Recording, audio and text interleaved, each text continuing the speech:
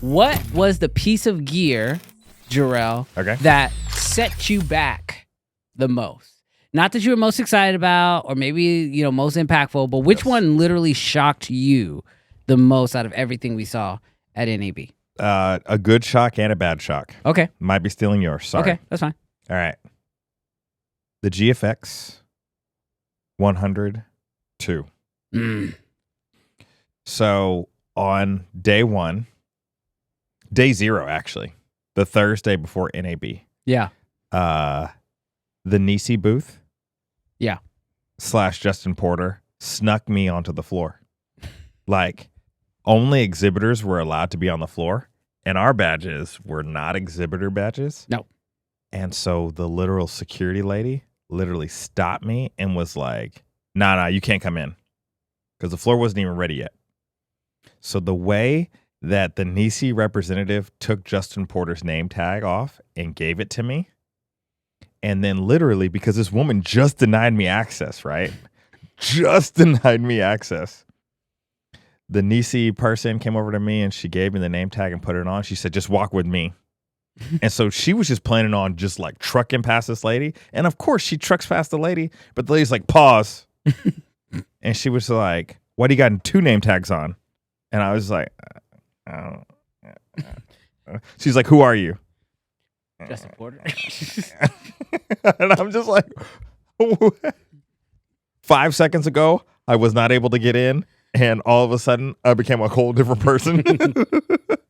So the lady at the Nisi booth was like, he's Justin Porter, let him in. So I walked onto the floor. But we got to the Nisi booth. Yeah.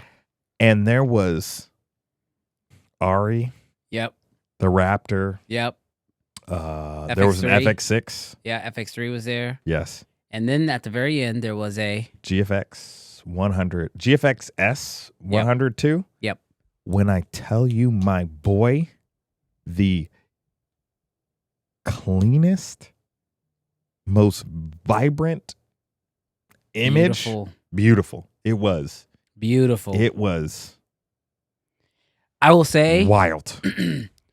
I have never, I had not had an experience looking at an image like that since the first time I looked at some red images. Yeah. I was like, oh, there's a difference. Yeah. And then when I tell people especially now global shutter. Yeah. And I tell you there is a difference. There is a discernible difference when something is shot on global shutter versus a rolling shutter that I can see and I know what I like, right? That medium format. When I saw that medium format, and especially when you took these Auruses? No, Auruses. When you take the Auruses lens. This man switched whole companies. I don't know.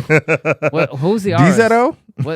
Is that DZO? Okay, whatever. When you take these lenses, and the 85 specifically is what they had on it, when I tell y'all the way it swirled the bokeh. The way this man was ready to pick one up. I was ready to buy one right there on the floor until... Pause. Lumix, the GFX100 II, be making you guys look like y'all ain't got no rolling shutter issues. Y'all might be global shutter. When I tell you, I was sitting there and I was talking with, who was I talking with? Somebody was at the booth. And I was like, oh my gosh, I think I want this just as my, this image is amazing. I need to play with this. Give me the 85 and the GFX. Give me the camera. Give me this package right now. And then homie says, have you checked the rolling shutter? Was it Andrew? Oh, it was Andrew. Yeah. Andrew said, have you checked the rolling shutter? And I said, he goes, bad. And I was like, how bad? The way when I tell you I turned it just a slight pan. Slow pan. Not even. Girl instantly turned into the inflatable, the inflatable waving tomb people. That's exactly what happened. It wasn't even in 8K. Bro, it was so bad. It was in 4K, bro. So bad. The way that it would only be for talking heads. Locked off. This is the GFX100 II. And your butt didn't move. Bro, don't run through frame. because the top of your head might Your head might. Your head will clear the frame before your feet do. Yes, the GFX100 II. Yeah, it was. I will tell you. It was rough. Your image is beautiful. Lock it off. So, will the Eterna worse than Blackmagic? Absolutely. Dude, it takes the crown. Yeah, it's the worst rolling shutter I've ever seen. I have never in a production camera. Remember when we brought Josh onto the stream for Cine Dailies and we were talking about the Eterna and it didn't have the Fujifilm medium format camera that is going to cost way too much money, probably. We have no idea. We have no idea. But anyways, supposedly the GFX100 II is the same sensor that is going into the Eterna. I wonder, Brandon, are they going to be able to fix the rolling shutter? Because if it has that, I'm going to call it right now. Oh, I didn't think about that. It's supposed to be the same sensor. It won't matter, tariffs or not. Dead on arrival.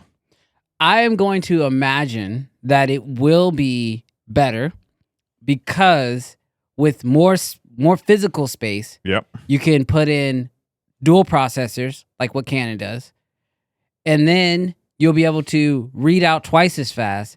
And because you've got the speed and the size, you could also only twice. I mean, I think you could do faster. They need to do 10 times as fast, and it might be a better processor. But with the space, you could implement a bigger processor, and then you could have faster readouts and also cool it.